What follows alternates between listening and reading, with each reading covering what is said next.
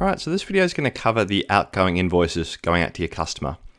And we're going to have a look at setting up these claim stages and presetting those.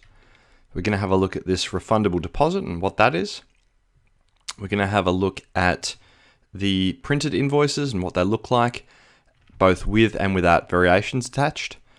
And lastly, we're going to have a look at the invoice statement, which is a really handy way of keeping your client up to speed on the different claims as they go through. Let's jump into it. So first things first, when I created this contract job, I had a tick box to say, do I want default stages or default invoices?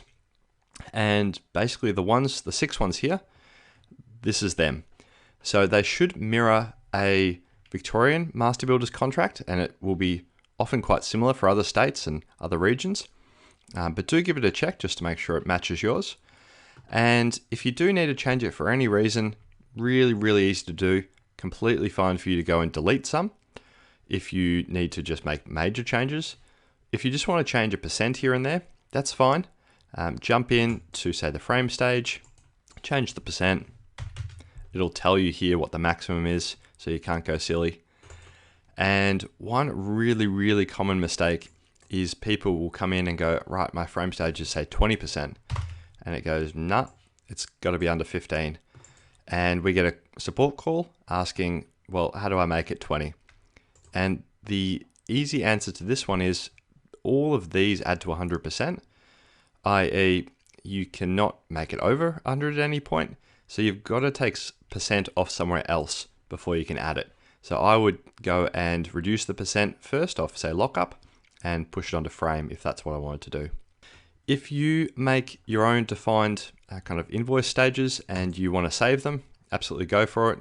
There's a preset button in here like a lot of other screens, and this preset will save both the names of the invoices. It'll also save any comments on them. It'll save the order that they appear in and the percentage. So particularly if you maybe do one setup of invoices for renos and another setup for full builds, really good option to be able to save multiple presets. Before we go and actually issue any invoices, I just want to make quick mention to this refundable deposit. Now, it has a specific use, and the main reason for pointing it out is just so it gets used at the right time. So a refundable deposit, in our words, is a deposit or a lump sum that you'll take up front and you'll later credit back over subsequent claims. If that doesn't sound like something you'll do, then just don't use it and go through your normal claims as per normal. This gets most use, or we see it gets most used in cost plus jobs and completion percent jobs, but everyone works a bit differently at times, so it does get used all over the place.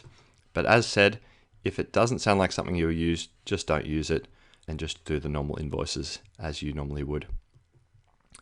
Lovely, let's issue this deposit. So I'm going to go in and I can put comments in. I can include variations, which I will do later on. And it'll show all the dollar totals and how it's been calculated. And ultimately I'm just saying, yep, invoice that. At which point it pops up with a due date and you can change that to be what you need it to be. But when it's setting it up initially, you can just see this on the background here. There's a default days here that's across your whole account. So it's always going to go off that initially. If you're happy with all the info, go down and go save and close and print it to have a look. As always, print preview. You can email it as well, which we'll show you in a sec. But this is what the invoice looks like. Now it's going to have customer information. As mentioned earlier, I haven't put a huge amount in about myself as the customer. But all the information that you've put in, addresses and phone numbers, goes in here. It will show claim amounts, what the claim's for, and you can get multiple lines here if you do add variations.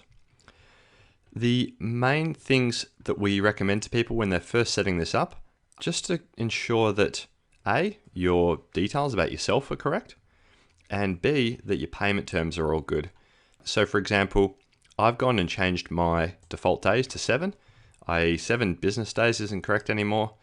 You might change this to just say invoice must be paid by due date, and that will cover all your bases, whatever you change it to. but the most common thing we see people change this around for is to add bank details, which makes heaps of sense because otherwise the customer will call and say, where do you want the money? Which is a lovely problem to have, but it's easily avoidable too. I'll close this one off and I'll quickly show you where the editing for those payment terms are. So it's in this cog, manage payment terms, and this is across your whole account. So you go change it once and you're all good.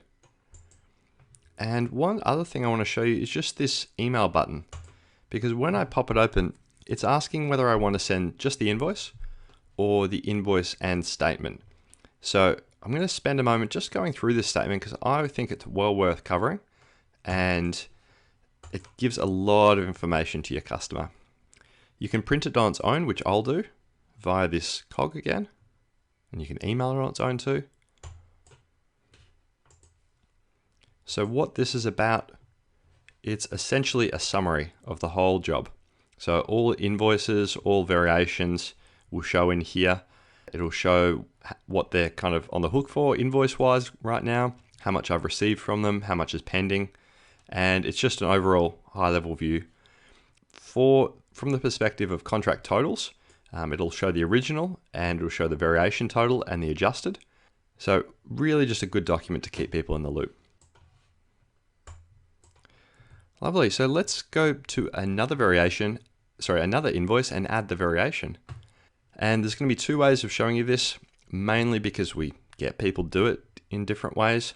Just before I jump in, I'm going to mark off that this has been paid as well, this deposit, which is something you will need to do. So we'll just say we've received the payment.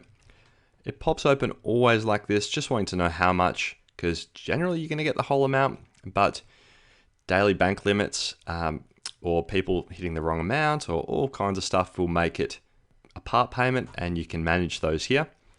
I'm just going to say, yep, full amount. It'll say received. It'll record the payment and all good.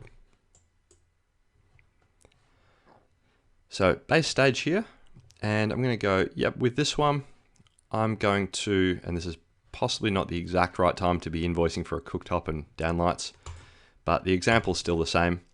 You can grab them here and it'll add them to the invoice, and you can see how it's done all the maths. It'll add, in this case, 3 lines to the invoice. So we'll have one for the claim, one for the downlights, one for the cooktop. And when it goes to your accounting, which it will as soon as I invoice it, it will have multiple lines there as well. So that's one way of invoicing and getting the money sorted for your variations. If you have negative variations, they really need to go against a claim like this so that we can say, yep, a total amount minus a variation amount. However, if they're positive, then you can do this second method as well, which is to say, hey, I didn't put it on this base. You can actually see here because there's no variation amount here.